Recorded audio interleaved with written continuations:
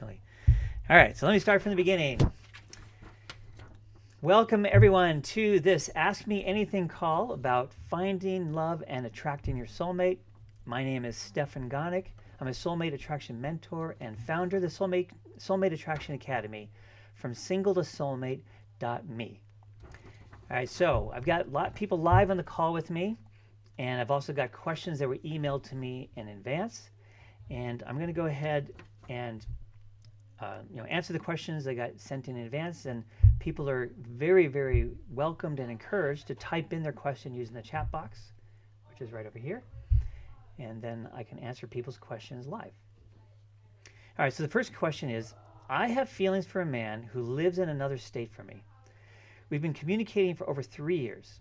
I met him in 2009, only he has not made an effort to come and visit me. So you still cannot hear me? Too much feedback now? All right, testing 1, 2, 3.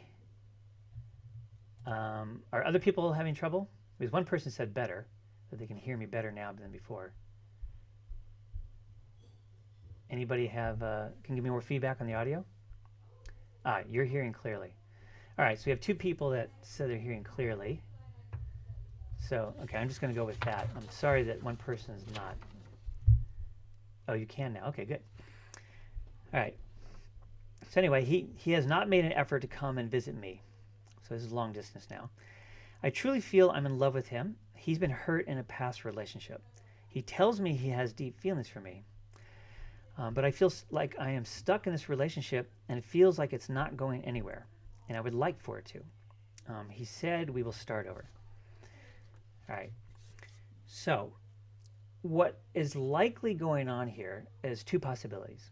One is if you grew up with a parent who was emotionally unavailable to you, distant emotionally, reserved emotionally, that will set you up to be attracted to people who are also unavailable. And there's 2 ways they can be unavailable. They can be directly emotionally unavailable and distant and reserved, like your parents, or they could be situationally unavailable, right? Which means, like, for instance, they live far away in another state, like in your case. Or another one would be if they were had to work all the time and they almost never had any time to get together. That would be situationally unavailable. Even if they're very loving and attentive when you were together, if you could hardly ever see the person, they're still unavailable in that way, right? So that could be one of the causes. And the fact that you're the one who seems to put the energy into it, and he doesn't make any effort to come visit you and things like that, that's a very imbalanced situation, which implies a similar kind of thing. It implies the kind of situation where as a kid you had to win your parents' love, win their attention, win their approval. And that kind of experience growing up would set you up to be with people where you were the one who was putting all the energy into the relationship, right? So those 2 kind of things can go together. Emotionally unavailable parent could be one of the reasons why you have to win their parents' approval. The other one, another reason could be that the parent was critical and judgmental. When we grow up with a critical and judgmental parent, that's the energy of rejection, and we will bend over backwards to try and win the approval of that parent. Same thing can happen with a really angry parent. When a parent gets angry at us a lot, or when a parent is in the moment being angry at us, that's very rejecting energy also, in an even bigger way than a parent being critical. So those are the kind of things that can set you up for trying to win the love, win the attention of your partner. The other option is having fears around intimacy. If we had things that happened in childhood that were so painful, that were very painful, then that can make us scared of that kind of thing happening again as in an adult relationship. So that makes us scared of being in an intimate relationship, even though we really want to be in an intimate relationship. And one of the ways we deal with our fear is to create distance. We can do that in a relationship by kind of pushing our partner away some. The more distance there is, the less scared we are, the more safe we feel. And a really big way to create distance is to just actually see somebody who's far away physically. So there's physical distance, right? So that could be another possibility. And the way you deal with this is, depending on which of these possibilities it is, emotionally distant parent, critical parent, angry parent, or some really painful thing happened, what you want to do is find young representative memories or example memories of those painful experiences and heal them. And that will break you out of the pattern. So if you heal like 3 or 4 representative memories of your parent being emotionally distant, then you will no longer be attracted to people who are emotionally distant or unavailable in some way, right? Same with growing with critical or angry parents that we want to try and win their love and approval. And whatever that really painful thing was, that can be very particular to a person. So whatever that was, if you heal that, then being in an intimate relationship won't feel so scary. All right. So that's the answer to that question. And for those of you here online, if you feel very free to type in your question using the chat box. Okay, and while I'm waiting for people to do that, I'll go ahead and answer the second question, which says, I'm a woman aiming to attract my soulmate, another woman. I've started writing my ideal partner characteristics and values down. I've attracted more women into my life, but not quite the fit for me. I also say on a daily basis things that I love when my partner does this or that to emotionally feel her there. What do you recommend I do each day to get tuned into the right frequency? So what this person is talking about is the law of attraction. The law of attraction says that what you put out to the universe, you attract to you. So that sounds very simplistic, and there is more to it than just that. But basically the idea is that in order to try and speed up the appearance of your soulmate in your life, is you start by getting really clear about who you're looking for as your ideal partner. And one of the things you can do for that is write down a list of all the things you're looking for in your ideal partner, right? And then once you've finished creating the list, you can reread your list and then sort of imagine somebody with all these characteristics and just kind of send it out to the universe like you're sending this big long email. You just keep sending until you feel like sent. Okay, it's been sent. And then you sort of wait for some kind of urge. Well, that alone is supposed to help bring your partner to you. And again, there's more to this. One of the things that she was talking about, how, imagining her partner was doing this, how, that she loves it when her partner does this, or loves it when her partner does that.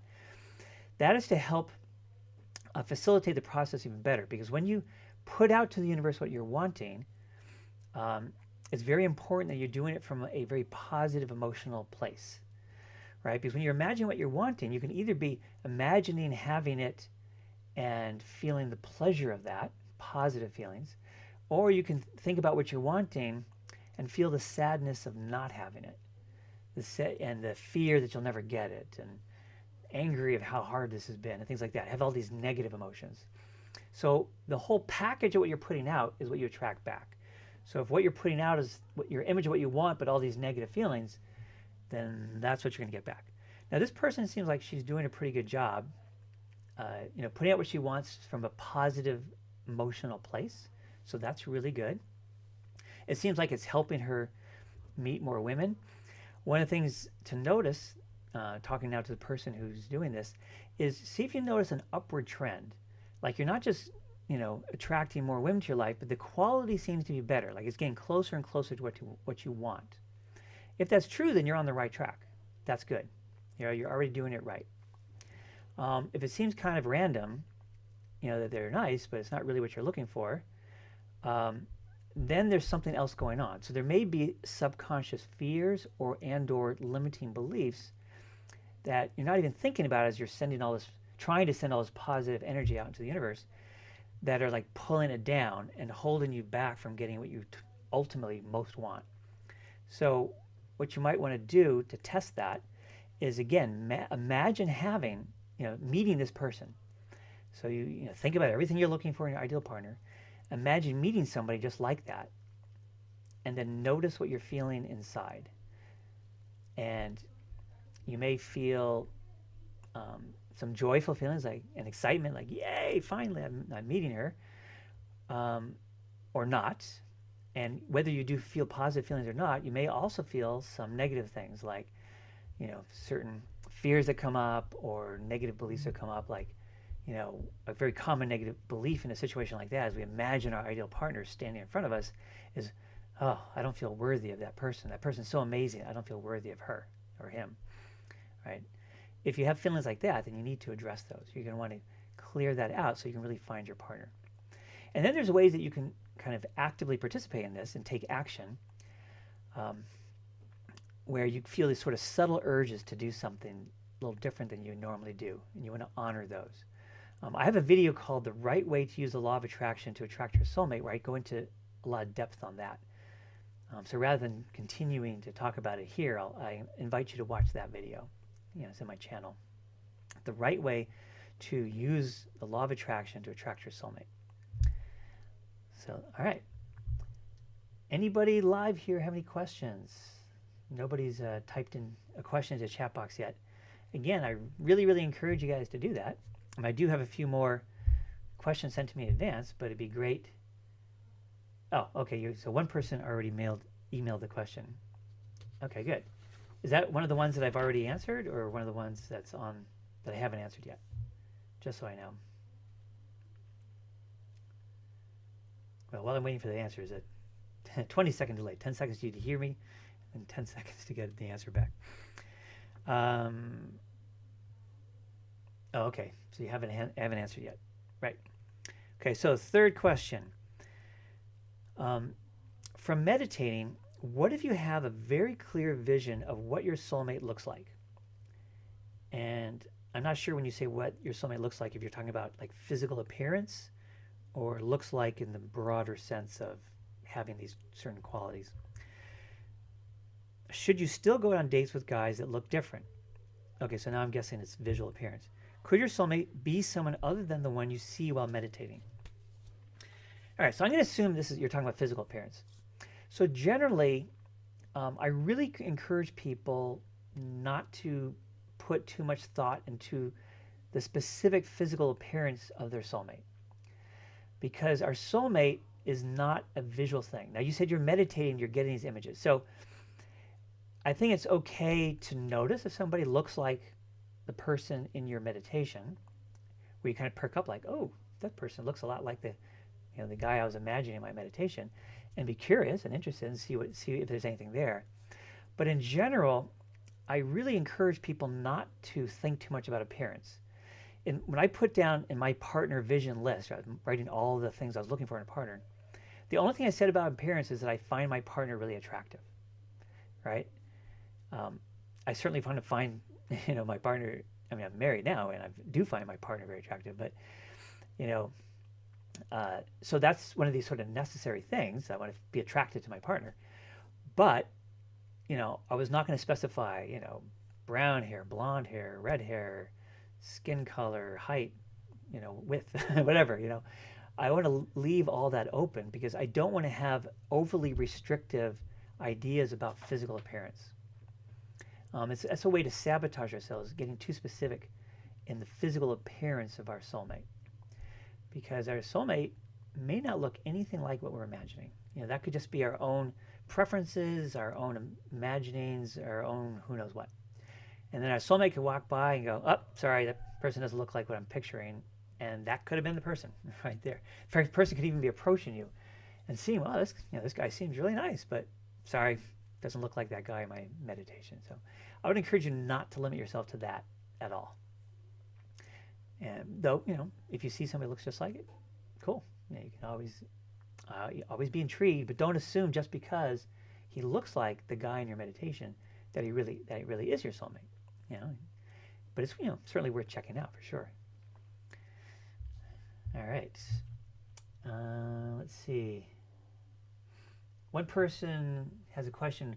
What time is the best time for doing EFT during a day? I don't think there is a best time during the day other than what feels good to you. I can tell you what some typical times are. Some people like to do it. How some people wake up and they meditate for an hour before going to work, getting ready for work and all that. Like one of the first things they do after going to the bathroom is they'll meditate. I used to do that actually. Some people do their tapping at that same time instead of meditating. Another common one is you can do it as soon as you get home from work. Another one is right after dinner. Another one is an hour before bedtime.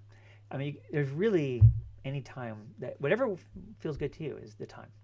The main thing is just to do it, right? It's not. I don't think when you do it is that important.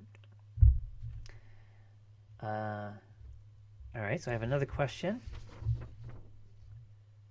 Okay, this one says, I've always wanted to ask you this. Are you able to help with marriages? I know it sounds crazy, but I don't know how to just date nice men. Great guy, get married, right? Unfortunately, I am not really attracted to my husband. So it looks like she met a great guy and she got married.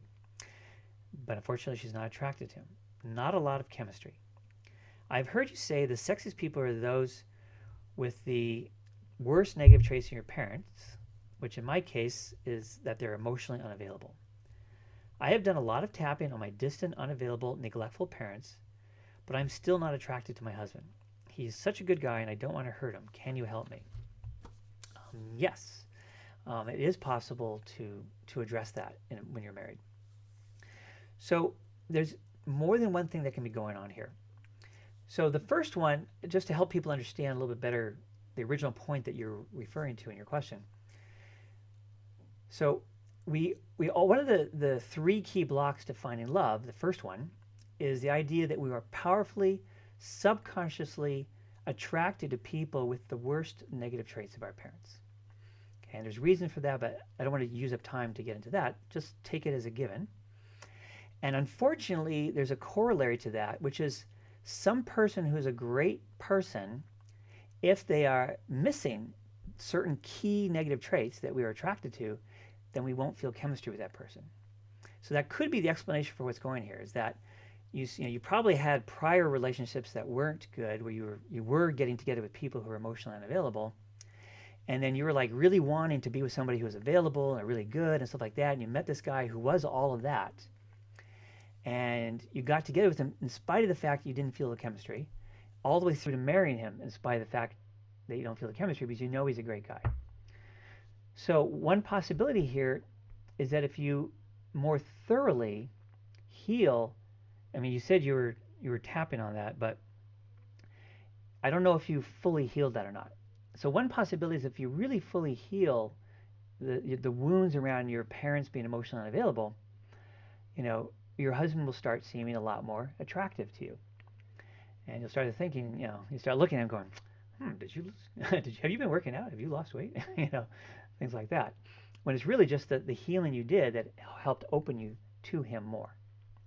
There is another possibility, though, which comes in the second block. So the second key block is having fears and limiting beliefs that normally I would say are interfering with being with your ideal partner, but they can also interfere within a relationship.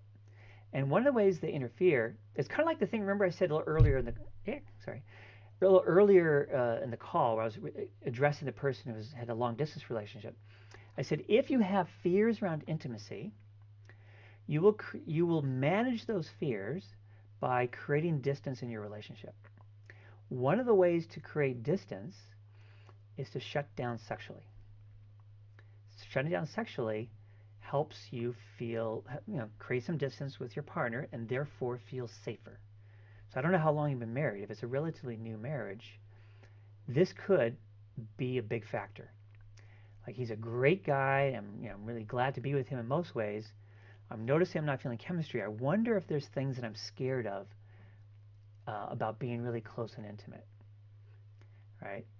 And if you kind of sit with that and go, okay, what's scary about being close? Like, you can imagine yourself with your husband being more open, being more vulnerable with him, being more intimate, more close, and see if there's anything scary about that.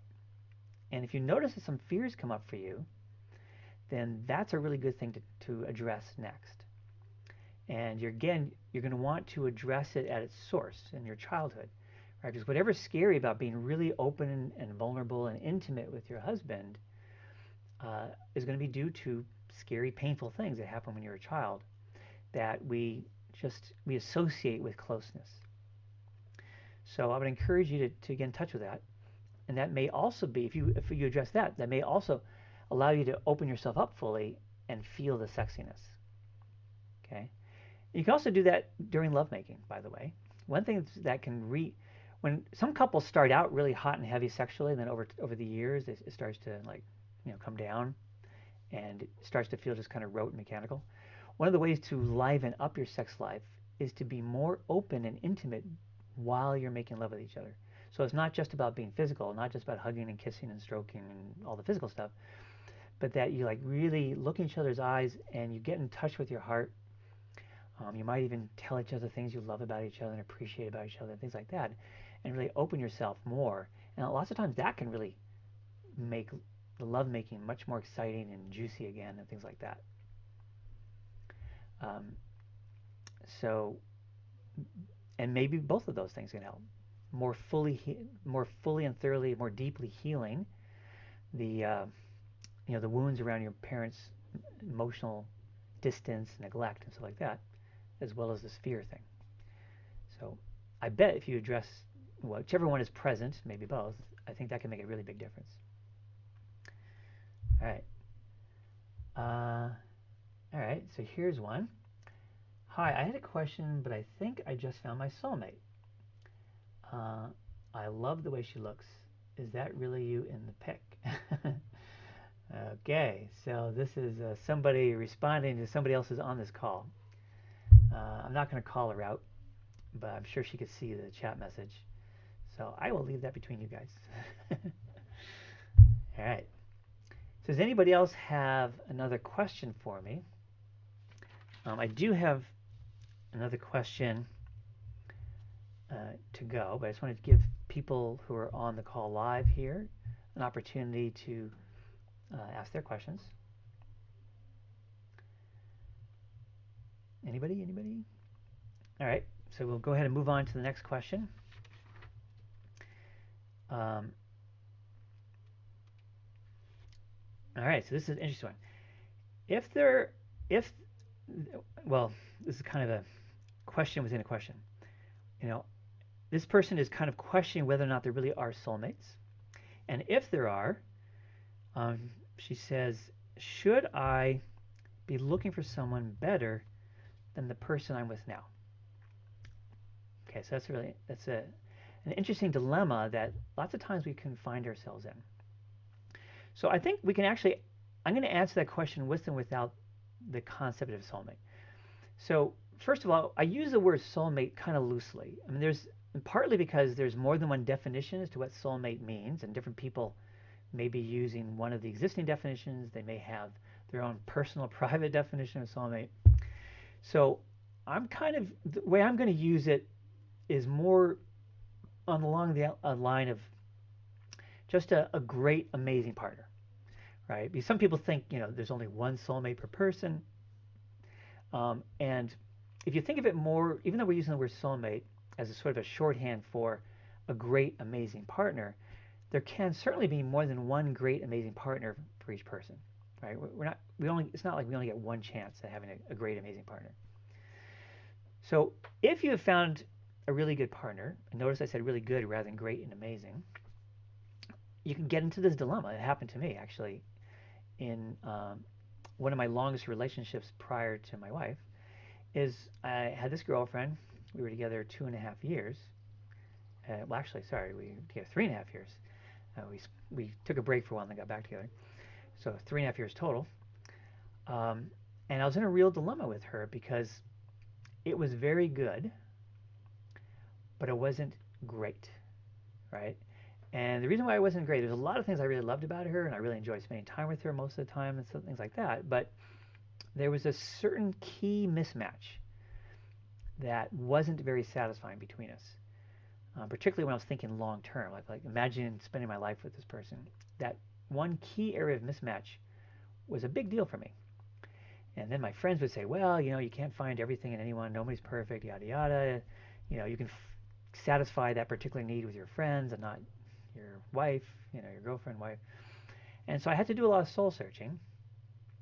And finally, I was really leaning towards ending it, but then I was facing my fear that, wow, I am if I end this with her, I am walking away from something very good, right? Because, and we love each other. There's a lot of really good things, and I'm walking away from something really good in the hopes of finding something great. So that was actually really scary. Because what if I don't find something great? What if I don't find something better? Right? And I finally decided to do it, clearly. And in the long run, I am thrilled that I did, because I did find someone who's great for me. Not that she's a better person than the other woman, but just she's more right for me. So the thing to really think of is not, is there some kind of ultimate ideal that I should hold out for, and my current partner doesn't feel like the most incredible thing imaginable. Maybe I should, move on and try and hold out for that really incredible thing. It's more like there's got to be some line where you feel like this is really good. Because what my friend said, nobody's perfect. It's true. My wife's not perfect. She has her issues. I have my issues. We're all imperfect beings. So it's not that I found perfection in my wife. What I found was an amazing partner for me. And so there has to be a way. Well, you need to kind of soul search within yourself to go, am I really happy, very happy about being with this person? It's not perfect, but am I really happy? Or if I'm somewhere below that, so in which case I want more for myself. I don't want to settle. And that's really the question. And one of the things that can hold people back is not feeling worthy of a great partner. One of the things that causes, well, there are a couple of things that cause people to settle. Being with someone they know is not really what they ultimately want. And that is not feeling worthy of the kind of person they ultimately want, or having a lot of fears around finding that person, or fears around intimacy, as I talked about before, block number 2. So those are things to look at as you're examining the question of, should I stay with this person or should I leave? So if you kind of ask yourself, if I felt great about myself, would I stay with this person? And if the answer is no, then what you want to do is help yourself feel much better about yourself. Heal the things that are interfering with you feeling great about yourself. Because who you are is great, right? That we are all inherently really wonderful inside of us. We all get wounded growing up, so we end up kind of accumulating some baggage that makes us doubt ourselves and things like that. But our core essence is beautiful and wonderful and great in every single person.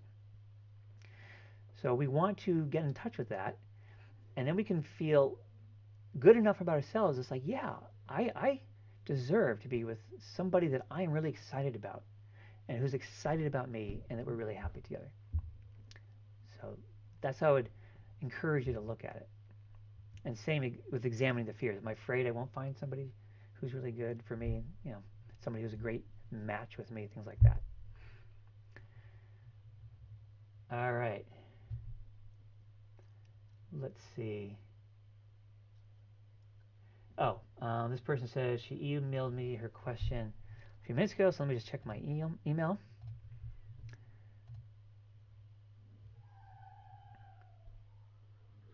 I am not seeing your email yet, because I would like to respond to it.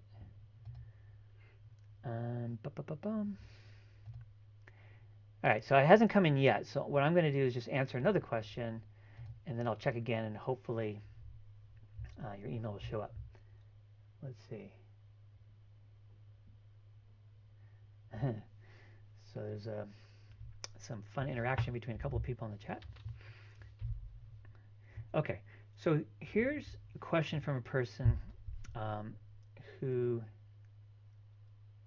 used a link on the email that I sent out. Yeah, so I was checking that email address. All right. So anyway, this next question is, so this is a person. So I'm trying to condense it because it's kind of long-winded. Basically, this person is questioning whether or not they're with the right person, and also questioning themselves at the same time. So this person writes, how can I tell if what I'm feeling, the doubts I'm feeling about my partner is are valid. So I'm questioning my partner. I'm feeling doubts about my partner. Are these doubts valid, or are they, uh, so that this person's just not the right person? So are my doubts about my partner based on the fact that they're just not the right partner for me, or is it because of my own fears and issues and fears around intimacy and issues about relationships and stuff like that? So what this person is referring to, and this is something that used to torment me in my relationships in my 30s.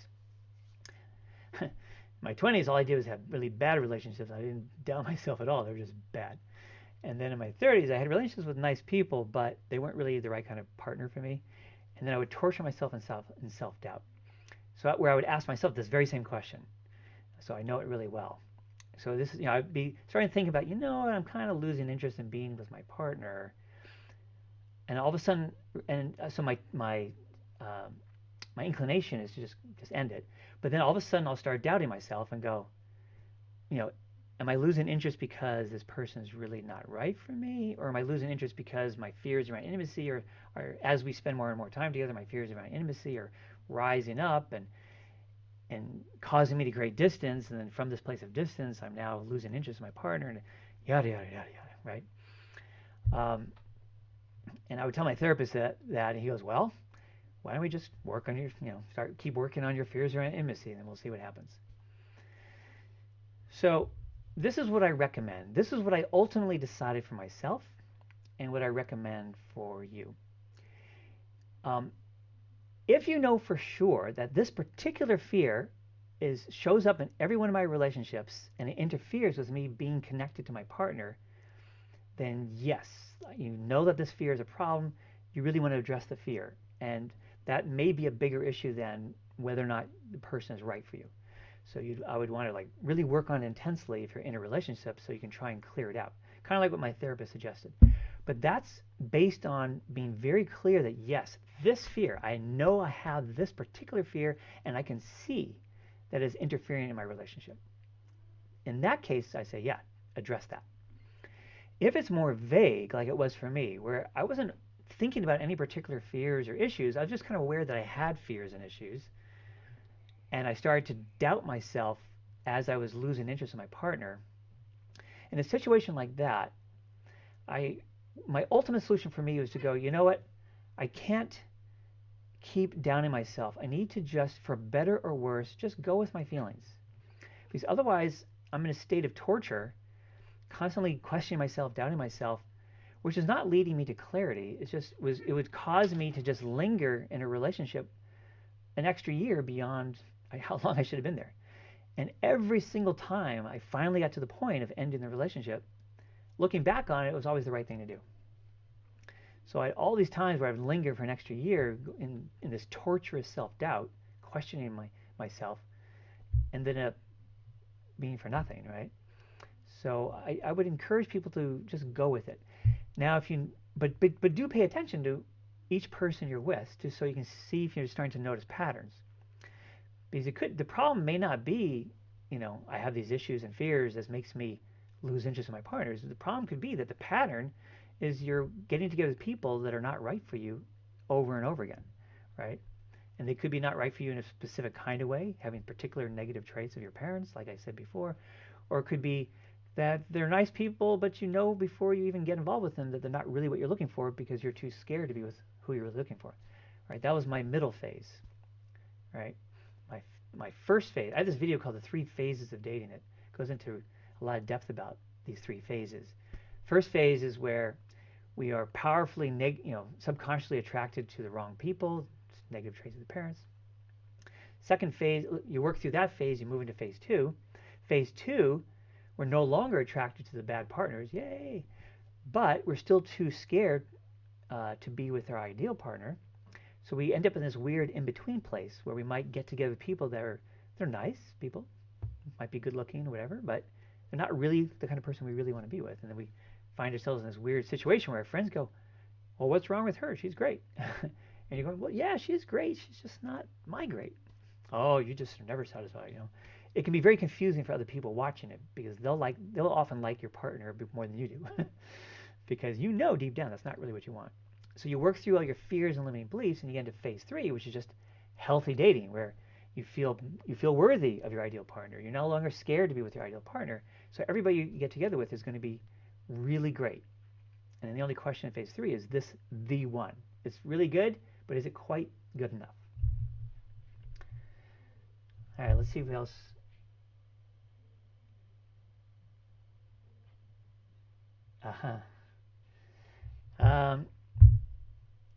Okay, so I have a question.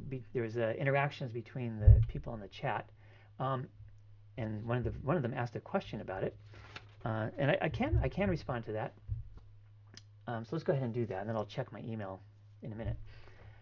Okay, so I don't want to do this to embarrass anybody, just to make this a learning experience. I was just going to not respond to it, but I think this. So there's a man who's been saying complimentary things to one of the women in the chat based on her picture, and she says, so she's not offended, but she's kind of thinking it might be interesting to kind of talk about it a little bit. So hopefully this won't be too embarrassing to the guy.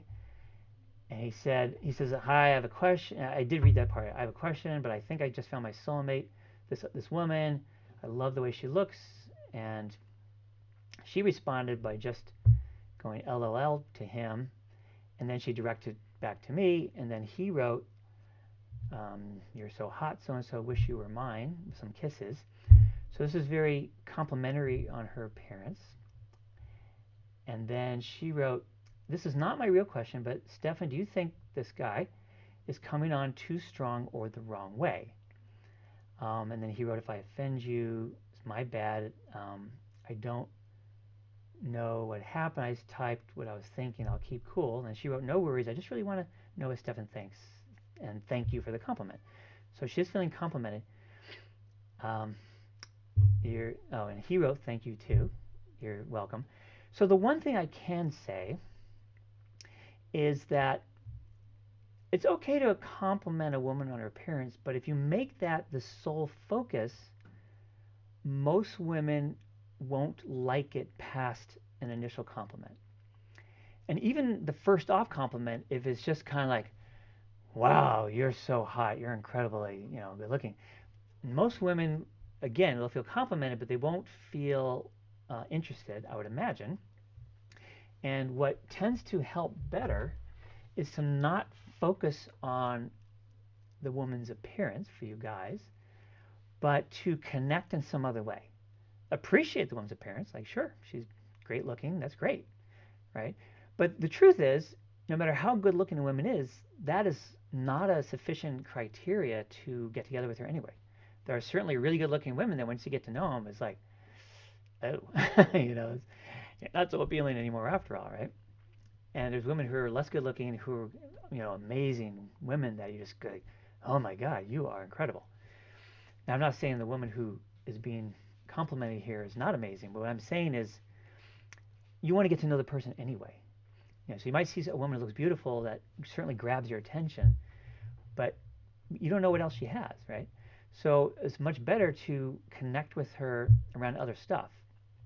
Like, wow, like I really found your question really interesting, or, the question you asked of Stefan really interesting, and you say something about what was interesting about it. Like connect more mind to mind, heart to heart. And that way you can to build a connection with each other. And the woman just wrote, yes, in all capital letters and exclamation mark. So apparently she agrees with what I'm saying. It's very interesting. A lot of guys, one of the challenges for us guys is that we often have to be the one to initiate the initial interaction, right? Like we have to walk up to some woman and try and talk to her, which is very scary, can be very scary and intimidating, because we're often not just afraid of being rejected, but we're afraid to be rejected with scorn. I mean, I've talked to so many guys, and I felt this myself, that we're afraid that if we go talk to a woman that we find really interesting, that she'll do this. She'll kind of like go, like this, like, what are you even thinking of talking, approaching me? Get away. So there's this fear that will get rejected with scorn or contempt. And it's not totally unfounded because every once in a while we will actually get that reaction. And it's very painful to be rejected. It's bad enough just to be rejected at all, to have our interest not returned, which is, it's not really rejection when you think about it. It's really just like, sorry, I didn't return the interest. But to do it with, with that scorn or contempt, just goes, ugh, right? So it's challenging, and so it can be really hard. And hopefully women are aware of this. As you see a guy walking up to you trying to talk to you with a little bit of a scared look in his face, that this is what he's afraid of. He's afraid of being turned down with contempt, right? So you can be compassionate about it if you don't return his interest. But lots of guys figure, like, how do I break the ice? When I want to try and talk to a woman who seems really interesting to me in whatever way. And one thing that I would suggest for all you men out there, or women, if you want to be the one who approaches the other person, is to ask them their opinion about something real, not something stupid, where it's obviously nothing, right? But you actually, have an opinion about something, an interesting question. I wasn't prepared for this, so I didn't have an example in my mind. But people like to be asked their opinion about things. And it's, so you're asking for, like, what do you think, when you say, what's your opinion? It's like, what do you think about this, really? And that's complimentary. In a way that's, for a woman, can be a better compliment than, hey, you're really good looking. It's like, okay, yeah, I'm good looking. And is that the only thing that you're interested in? Because that's kind of turning me off. Let me see if this woman who's posing this question, if you agree that if some guy came up to you and said, hey, could I ask your opinion about something, and then poses a sincere, interesting question about it, if that would be appealing as a way to initiate a conversation. And while I'm waiting for you to respond to my question with the 20-second delay, I'm going to check my email and see if I get your question. And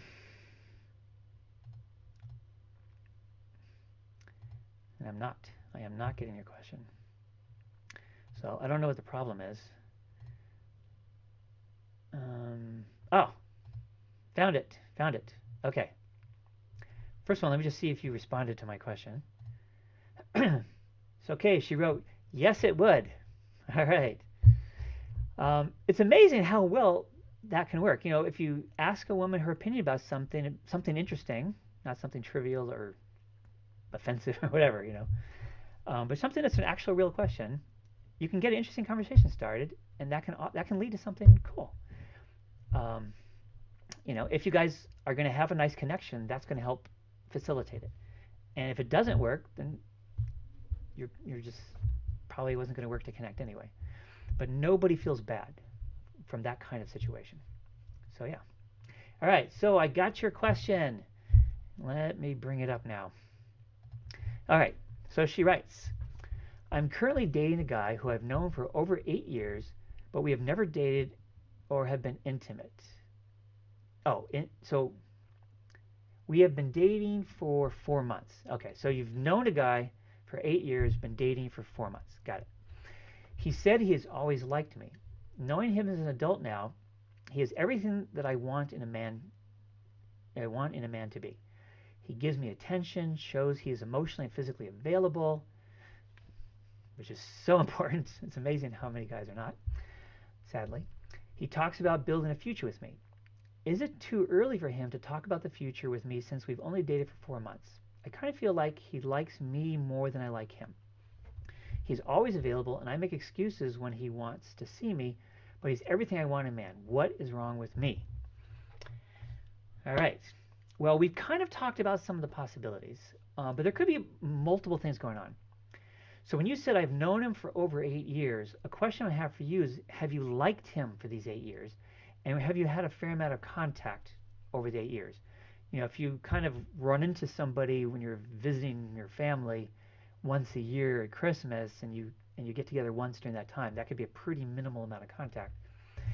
But if you had a fair amount of friend contact, so you know each other pretty well, that's a different story. So if you can just answer that part of my question before I continue with my answer, that will really help. Or I can go both ways. Had a lot of contact, didn't have a lot of contact.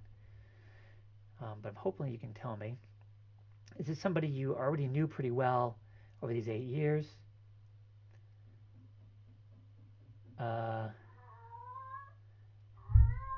Let's see. No, I haven't. Yes, a fair amount. Whoops, unfortunately, I don't know which which parts of my questions you're answering there. No, I haven't had a lot of contact with him. Yes, know him fair amount. All right. I'm just going to go ahead and start answering your question, and you can clarify that for me in the chat so I don't have to wait 20 seconds for the answers.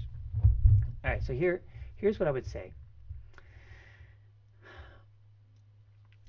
If you know each other well, and you've always liked each other but just never got together before, and then you finally get together romantically, that can potentially lead to something really powerful really fast, because it's not a brand new relationship in that case, right? You've already known each other a long time, and for whatever reason, maybe it wasn't the right time or too scared or something, kept you from, getting together romantically.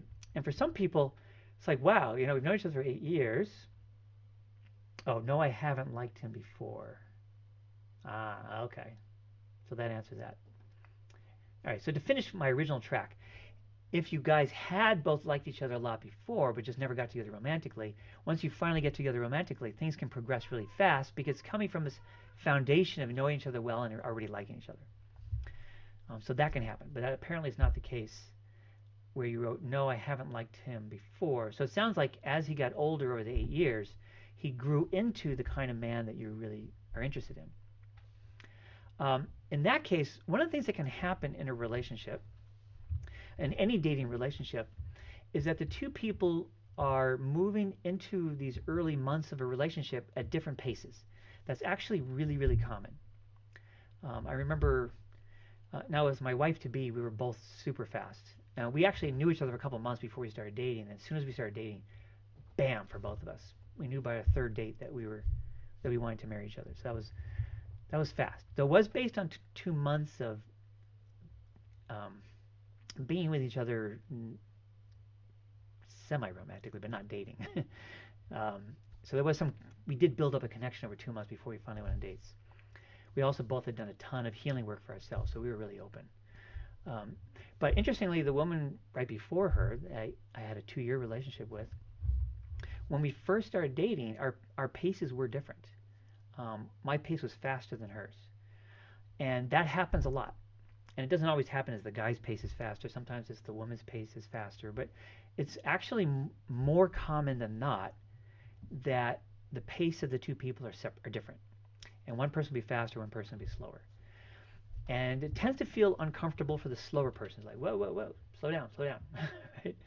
Like, I'm not there yet. And that's understandable, and you just have to navigate that. So one of the things I would say is, it feels to me like your pace is faster than mine, which can happen. It's common, and it's okay. But it would help me. You always have to go at the slower person's pace, right? If you try and match the fast person, you just get more and more uncomfortable until you have to break it off. And one of the things that can happen. Oh, she also wrote, I also want to know if I should let go of him because I feel like he wants to move really fast, and I'm a slower person. So I'm answering that right now. So, and that's one of the things that can happen when there's this big mismatch in speed, is the slower person will tend to put the brakes on it and even think, maybe I should get out of here. But what I would recommend you do instead, if he seems like the kind of guy that you want, but your starting pace is just really different, is like I would say, I would tell him that, I like you, I'm really interested in getting to know you better, but it feels to me like your pace is a lot faster than mine, and then I end up feeling pressured, and I want to pull away. I don't really want to pull away. It's just the difference in our pace. So when you start talking about the future and this and that, I start getting uncomfortable. Not because I cannot imagine a future, but I'm just not ready to talk about that kind of thing yet. I'm still in the getting to know each other phase of of our dating. So it would just help me to to take a slower, more relaxed pace, and let's just have fun together. Let's just do things together, have fun, and stuff like that. And then I would also make sure that you don't get together too many times a week, because that getting together many, many times a week tends to accelerate the pace. If you kind of limit it to more like 2 at the most 3 times a week, um, say 2 is a pretty good one where you're still building but also keeping it slower. That can be good. And she wrote, I have done that already. I've asked him to slow down. He slows down for a couple of days and starts back up again. And it's starting to get annoying. I would say continue to be honest about it. Say, I appreciated that you slowed down, but then you only did it for a couple of days and then you started, talking about the future and kind of coming on strong again. And I'm feeling more and more uncomfortable. In fact, I'm even feeling annoyed. And if you keep, and I'm saying this now, you'll probably back off a bit for a few days, but if you keep backing off for a few days and then coming forward again, if you keep doing that, I'm probably going to have to leave. And I don't want to do that now. I'm sure you don't want me to do that. So if we can just let me set the pace. Just kind of respond to my pacing. Eventually, if people stay together, they always eventually, let's say the fast person is a slower person, and it's going like this, eventually the slow person will catch up. If things are meant to be. And if the faster person can back off and relax. If the faster person can't, it can mess up an otherwise good relationship. The fast person does have to accept the pace of the slower person.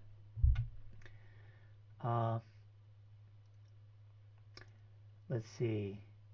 I've repeated myself multiple times. I've told him that he is pushing me away. Okay, well, so I would say it's getting time to say, this is the last time I'm going to say it. You can say, look, I'm on the verge of ending this altogether. So I want you to hear me. Put your hands on his cheeks and go, I want you to really get this. I keep saying this, you keep honoring it for a little while and then coming hard forward again. If you do it again, I'm going to have to leave. This is the last time I'm going to say it. The only other choice is to leave. I don't know what else to say. And it's a shame because, if he can just relax and trust that if it's meant to be, it'll be, and just enjoy being together. I mean, why not just enjoy it, right? Go see a movie, go for a hike, go do whatever you do, and just have a nice time together. I imagine that's what you're wanting, and it'd be a really shame if he messes it up that way, especially if he's an otherwise great guy. So yeah, I would just make clear how serious you are, that you are really on the verge of ending it because of this dynamic between the two of you. And also just reassure and give him a reassurance as well that, look, if you can back off and stay backed off and let me set the pace, if this is meant to be, I will eventually catch up to you, right? And I'll let you know that I've caught up. So don't keep asking me. Just I will let you know. But sometimes you have to be really strong about it. She writes, LOL, thank you. It is a shame. Yeah. There's ways that we sabotage ourselves. He may be afraid of losing you, so he backs off, and then he tries to come on strong again. And it's a shame because he may be a really great guy that could be a great partner for you if he can just relax. And hopefully he can get through this. And if he can't, then you do have to just go with what you're feeling. Tried all that. All right. Well, sad ultimatum time. So final straw. This is it. Do or die. I guess this is the last thing to try. All right. And the other guy says, he was the guy that is interacting with the same person has said some things along the way. He says, okay, Stefan, my question is, can looking at a beautiful woman cause you to have amnesia? It can certainly cause you to lose your train of thought. I don't know if I'd say amnesia, but if you were thinking about some and all of a sudden, bing, and you can lose your train of thought, sure. Let's see. and then he's continuing to interact with her. So again, a little bit more feedback for you as you are continuing to make comments to her. So just as this is a teaching moment, I'm really not doing this to make you uncomfortable. The guy who's interacting with the woman with the question. I really hope this will be helpful. So one of the things he wrote is he's said to her, I am very slow for your information.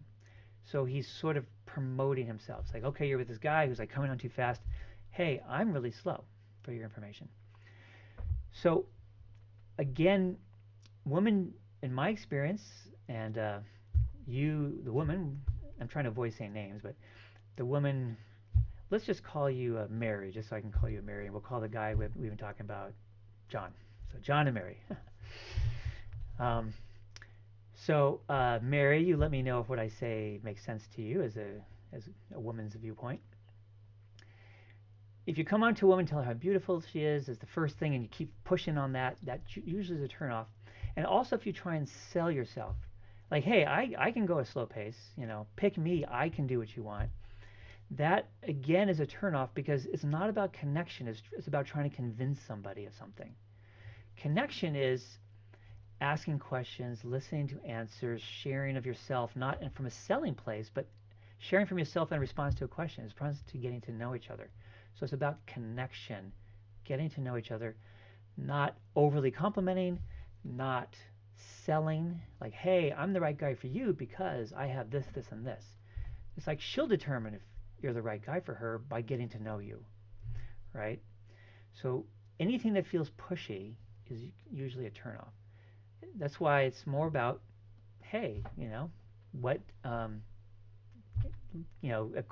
me ask you your opinion. Like I said, something about getting to know you right away, and then having back and forth of getting to know each other. So Mary said, yes, it is a turnoff. So John, I hope that's helpful feedback because I don't want you to get shot down by women. I know that you're on this call because you want to find your soulmate, right? And we guys do a lot of self-sabotaging things where we mess things up for ourselves. And the problem is that we're doing our best. We're trying so hard. Like, what can I do? I've done the same thing where I try to promote myself, try and say why I'm such a great guy for you to date, right? In fact, I actually have the next video I've already made it, and I'm going to publish it next week. I have a video. So she said, I hope you don't do this on a daily. I'm guessing you meant on a date. Mary said that to John. Yeah, so you don't want to do that. Actually, the next video I'm going to publish is I have a video called My Biggest Dating Blunders and Mistakes. So actually, I'm not going to ruin the story. There's a story I tell in there about this really bad mistake where I was trying to sell myself to this woman I was on a first date with in this really ridiculous and hilarious and really embarrassing way. So stay tuned next week. I will probably publish it Sunday morning. Yeah, it's usually a good time to publish a video. So check out that video on Sunday morning. And be kind in the comments. Don't rip me to shreds. Because I already acknowledged how stupid it was when I did. All right. Any more questions from anybody? The questions that were sent to me in advance are already done. My two cats are fighting under the desk. I don't know if you can hear them. Maybe you just heard that. So, going once, going twice. If anybody has a question, now's the time where we're going to end this call. I do these monthly. Actually, while I'm waiting to see if anybody has a final question, let me share a couple things with you. I talked about those 3 key blocks. The third one was around... Mary says I didn't answer the last part of her question. What was the last part of your question? Let me see. Oh, is in your... Well, let me check my email to see if I missed that part. I kind of feel like... Oh, right, the last part of the question. Likes me more than like him. He's all... Okay. What is wrong with me? Okay, so the big thing is he's always available, and I make excuses when he wants to see me, but he is everything I want in a man. What is wrong with me? So there's a number of possible answers to that question. It depends on what's going on. So there's so many possibilities here. So it's a little tricky to try and like succinctly answer all of them. One possibility is, oh, good. So we have another question here.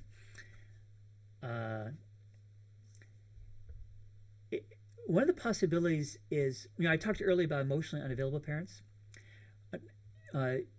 Mary, you could have that could have happened for you, and that could create the kind of experience you're having where you're being presented with, exactly what you're looking for, and you're pushing it away.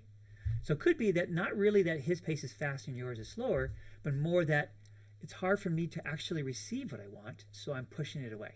That is a possibility. Don't know if that's what's going on for you. That's a possibility. Another possibility is if you had parents who were kind of mixed in their love. Sometimes they're loving, sometimes they're some kind of negative thing that was not loving. A lot of back and forth on that. So a very kind of inconsistent love. So it's not like, it's hard for us to, feel worthy of a really good partner if we had, very distant, emotionally distant, and unavailable parents. But if we have parents that are very mixed, in a big way of mix, then we can find ourselves in this weird in-between place there where it's not so much that we don't feel worthy of love, as we got a fair amount of love, but we're not used to consistency, right? It's like I'm not used to being with somebody who's kind of continually loving. I'm used to somebody who's kind of back and forth, on and off, and that's what feels comfortable for me. Not necessarily I like it, but it feels like home. It's what I'm used to from when growing up. And if we're then with somebody where intellectually you might go, well, no, I don't really want that. I want somebody who's consistently loving. But subconsciously, if we are presented with somebody who's consistently loving and what we're wanting, again, it's outside our comfort zone and we can push it away.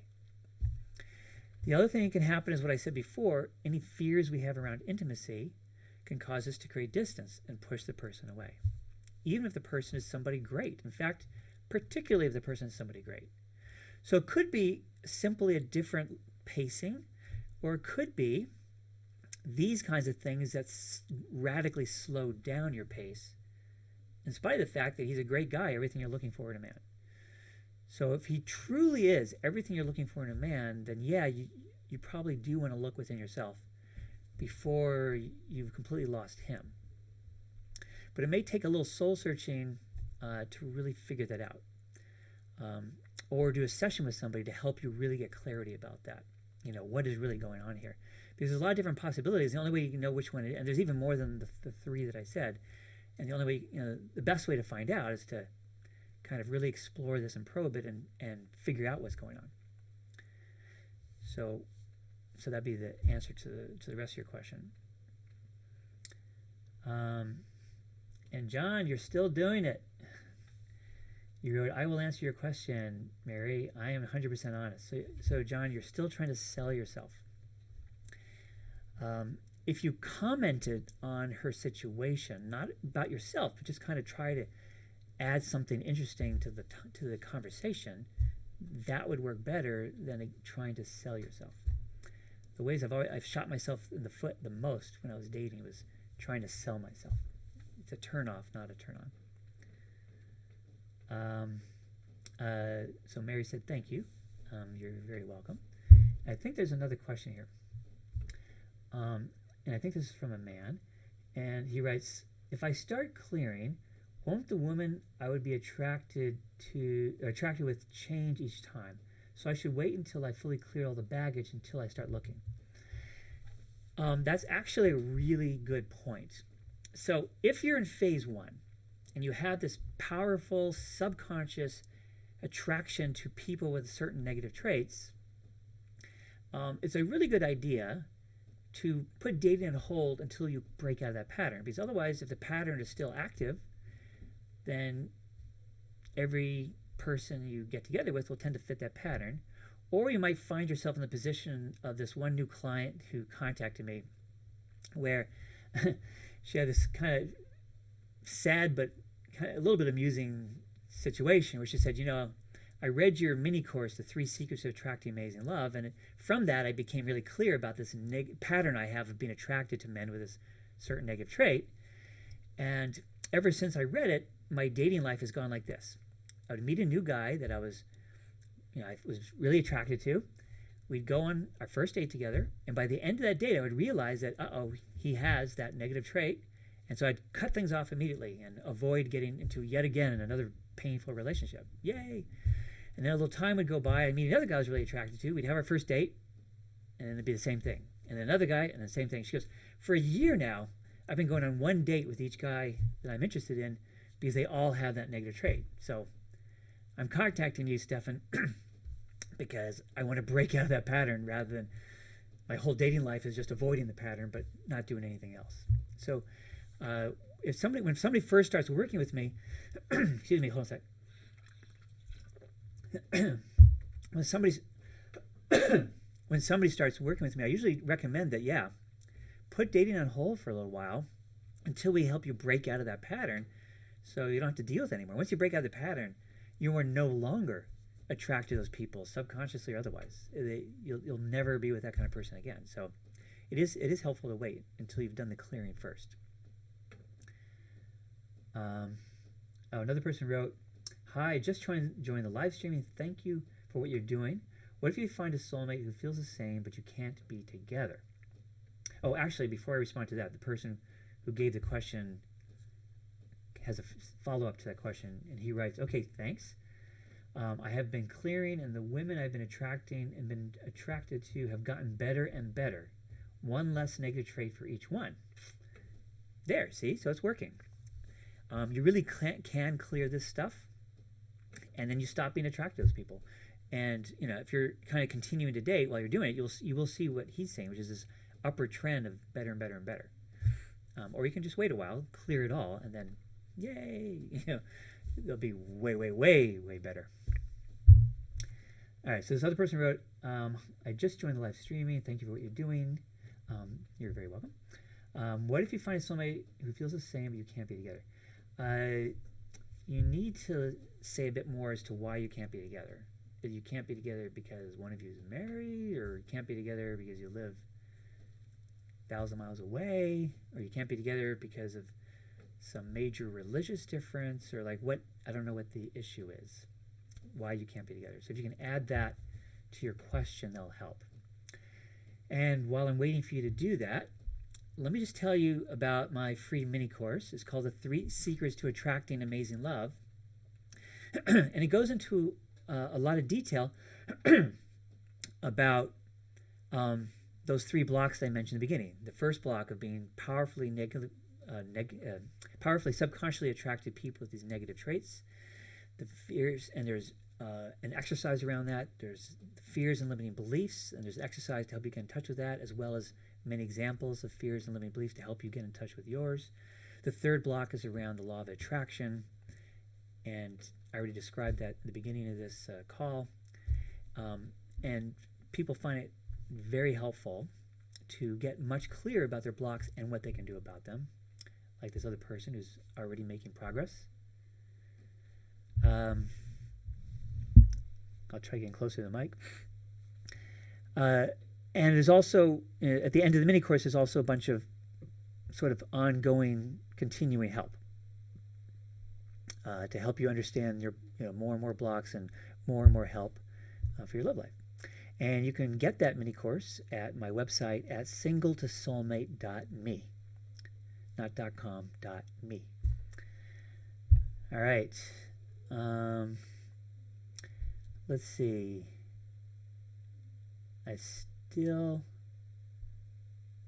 Can't be together. Okay, so I got the answer to that. We live in different countries, and he has to take care of his parents, and I have the same issue. So that is really sad to meet somebody that I'm not quite sure how you guys met if you're in different countries, but to feel like you're soulmates and not be able to be together, that is really tragic. I don't know what you can do about that other than to grieve it. The one thing I would ask you about as a question is, if you guys are in other countries and you met each other online, there's a certain phenomenon with that. And let's say I don't know if you've met in person So here's a scenario I like to bring up because it's something to be aware of. Some people, use online services like dating sites and things like that to try and meet people online, then ultimately meet in person, of course. And one of the things that can happen is if you meet somebody online, there's something about connecting from a distance, on the phone or on something like Skype or something like that, where you can feel this amazing sense of connection to the point where it can even feel like a soulmate connection. Like, wow, this is incredible. We can talk for hours. We just feel such an amazing connection. It's just like, oh my God, this is it. When I use dating sites, that happened to me multiple times. But then what happened is this is usually after a phone call or a Skype call. And then we would arrange an in-person date. And in person, meeting each other for real in person, it didn't feel anywhere near as good. The person would seem nice and stuff like this, but that magic wasn't there anymore. And and it didn't work out with these people. So this happened like 5, 6 different times where I thought, oh my God, this is it. I'm so excited to meet this person. And then we met and it's like, man, So the one thing I would say is if you've only met each other online since you're in distant countries, he may or may not actually be your soulmate. It could be the phenomenon that I experienced multiple times, and that if you were to meet in person, turns out he's not. Now, it also could be your soulmate. So it's not like you can never know, that's never the case, that you feel this amazing connection and then you meet in person and it doesn't work out. You can have amazing connection, meet in person, and it does stay good, right? But I'm just saying, you'll never really know until you meet in person. And this is not your only one chance in life. So if you're in a situation where you have to take care of your parents, you have to stay where you are, then practically speaking, you're going to have to meet somebody who's either local to you or willing to move to where you are. And so it's a sad thing, but that may be the only thing you can do. Okay, this person is adding to it. She writes, we were college students and we had a great connection and friendship, yet things weren't going our way. He graduated and went back home, has responsibilities for family. Okay, so you did meet in person. Okay, well, that's different. So if you met in person, you feel like you were soulmates, except for you're not quite sure that you write that we had a great connection and friendship, yet things weren't going our way. So I'm not sure if you mean romantically it wasn't quite working out the way you're hoping, or just that he had to leave and go back home. All right, well, anyway, the thing about meeting online, it's still a valid thing to talk about in general, even though it doesn't apply to you. I don't know. I mean, unless you can find some way to be together and, either you move to him or he moves to you.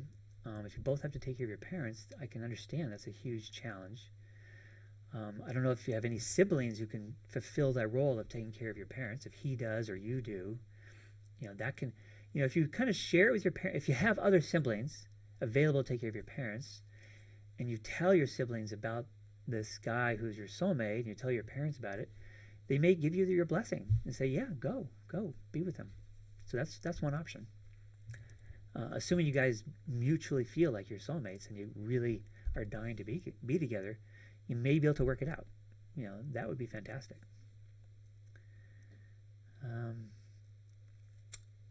Let's see.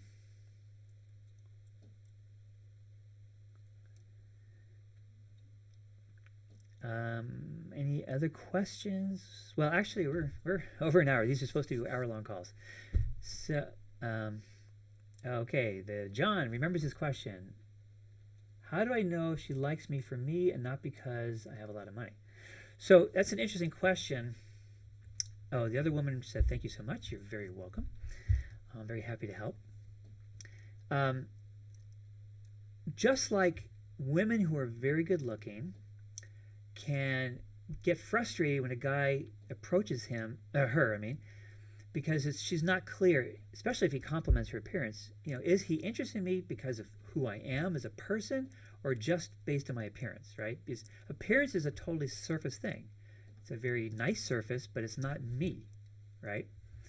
And so a lot of women can struggle with that. Like, you're interested in me, but why are you interested in me? Now, same thing happens with a guy with a lot of money. Women can be drawn to guys with a lot of money because it represents this affluent lifestyle. So the guy can have the same fears and doubts. Is she only interested in me for my money, or is she interested in me for me? Just like the woman can do. Even is he only interested in me because of my looks, or is he interested in me for me? Well, one good way for a guy in the money situation is to not show it so much. Like, don't talk about having money. See, if you're somebody who's trying to sell yourself, which, John, I noticed you were doing that with Mary, you might kind of very early on talk about how much money you have as a way of trying to sell yourself. But that will set you up to not know if she's interested in you for you or your money, right?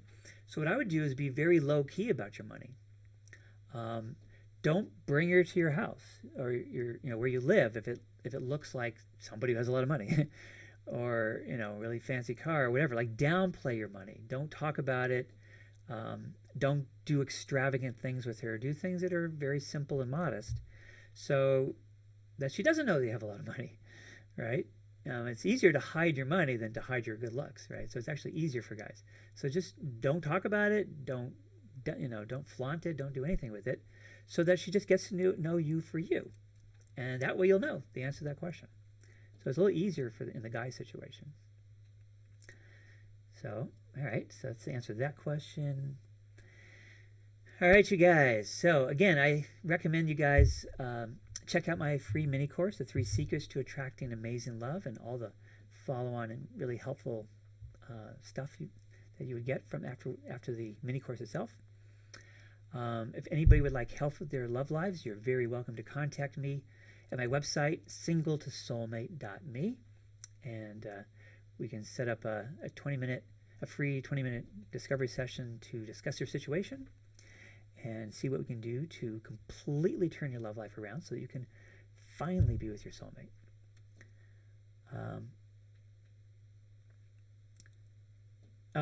Mary responded to John. That's cool. She said you would know if she takes everything you offer. I'm not sure I totally understand that answer. You might want to clarify that, Mary. All right. So anyway, like I say, if you like help with your love life, feel very free to contact me, because it is my mission to help every loving soul ultimately find their soulmate. And the cool thing is that it's very doable. If you identify and clear your blocks, it happens naturally. It doesn't become something that's effortful and hard. The harder part is just clearing the blocks, right? Even that is not a long-term thing. It's a fairly short-term kind of work to clear it out. And then your dating life just transforms dramatically. The quality of people you attract and interact with and date is like, from here to here. It's like just dramatically better. And things just really flow. So it's a wonderful opportunity or possibility for everyone. We could all get there. And I really encourage you guys, whether with me or anybody, tackle your blocks, clear them out so that you can finally be with your soulmate, your ideal partner, the love of your life. Oh, and Mary clarified her answer, only if she takes from you and never gives to you. So that would be, oops. I think I said the name. Mary is suggesting that if it's a one-way thing, that she's like a taker and not a giver, that would give you an idea that she's into you for your money. So that's pretty cool. That's good feedback. All right, you guys. I will see you again in December in the next Ask Me Anything about finding love and attracting your soulmate. Bye for now.